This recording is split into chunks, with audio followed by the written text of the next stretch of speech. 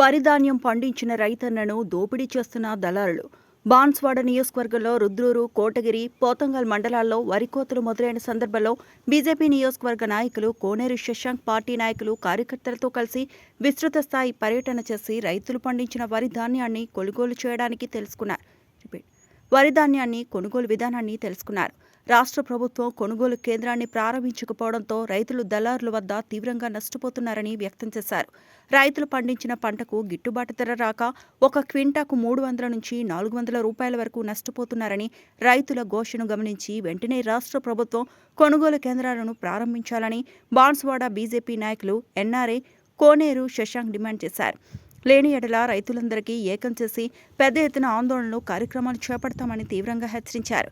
ఈ కార్యక్రమంలో జిల్లా council member Prashant Goud, BJP Kotagiri మండల అధ్యక్షులు ఏముల నవీన్, రుద్దూరు మండల అధ్యక్షులు ఆలపాటి హరికృష్ణ, నియోజకవర్గ సీనియర్ నాయకులు మార్కెల్లి ప్రకాష్ పటేల్, వడ్ల సాయినాథ్, గుంజరి జగదీష్, కమ్మరి శివశంకర్, మామిడి శ్రీనివాస్, సాయిలు, సీనియర్ నాయకులు జీలకర్ర విజయ్, గణేష్ పటేల్ కార్యకర్తలు పెద్ద ఎత్తున తరలివచ్చారు.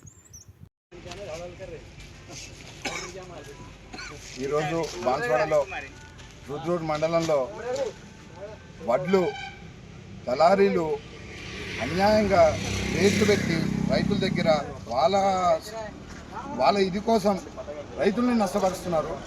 గవర్నమెంట్ ఇంతవరకు రాష్ట్రం చాలు చేయలేదు, ఏం చేయలేదు. ఇక్కడ నష్టపోయేది ఎవరంటే రైతులతో ఇవాళ మాట్లాడిన తర్వాత తెలిసింది ఏంటంటే నిన్నేమో 2000 కొన్నారు, ఇవాళేమో 2000 కొంటున్నారు.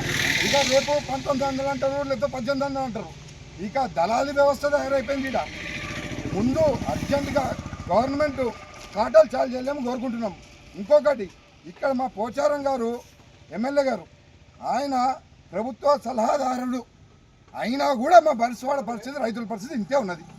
ఇంకేం బాధపడుతున్నారో రైతులు మాకు బాన్స్వాడలో అర్థం కావట్లే. రైతులు నష్టపోయి ఇంకెన్ని రోజులు రైతులు నష్టపోవాలి? ఇక్కడ ఇంకెన్ని రోజులు? ప్రభుత్వము చాలు చేయకుంటే కాటాలు బీజేపీ పార్టీన మేము దండకు దిగుతామని చెప్పి తెలియజేస్తున్నాయి. ఈ ప్రకారంగా అందరికీ జై శ్రీరామ్. మొన్న నేను పోయి అధికారులకు చెప్పాము, వాళ్ళు కూడా ఏం స్పందిస్తలేరు. వీళ్ళేం పోయి ఇప్పుడు సొసైటీ వాళ్ళు కూడా ఇప్పుడు చెప్పాము, అదన్నా తెరవమంటే తెరుస్తలేరు. తొందరగా స్పందించి మా రైతులకు ఏదైనా న్యాయం చేయండి. ఉన్న వడ్లన్నా ఇప్పుడు మళ్ళీ గవర్నమెంట్ ఏమంటుందని అంటే ఇప్పుడు ఎలాంటి స్పందన లేదు.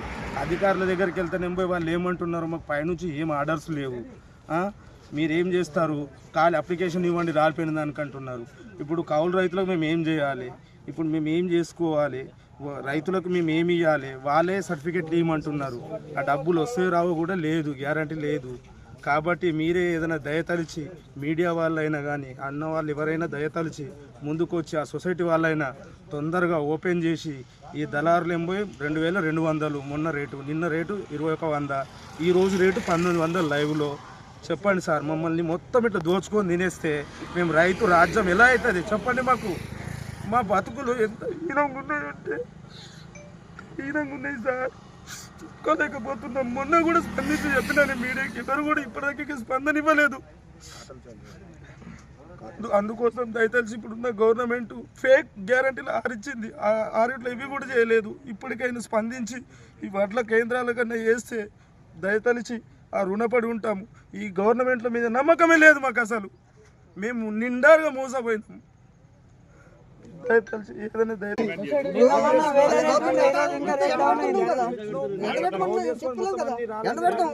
కాకుండా గవర్నమెంట్ కాటేమో అంత అయిపోయాకనేమో చాలు చేస్తున్నారు. అప్పుడేమో ఓట్లు లేదు. ఈ లోపల ఏదైనా రౌతులు పడితే ఖర్చు పట్టుకునే రోడ్ల మీద వాళ్ళు బాగానే ఉన్నారు, కమిషనర్లు బాగానే ఉన్నారు, రైస్ మిల్లు బాగానే ఉన్నారు. రాళ్ళు బట్టి కానీ వాళ్ళు కొంతమంది వేస్తున్నారు, ఇక్కడ కాట పెడతలేదు వీళ్ళు.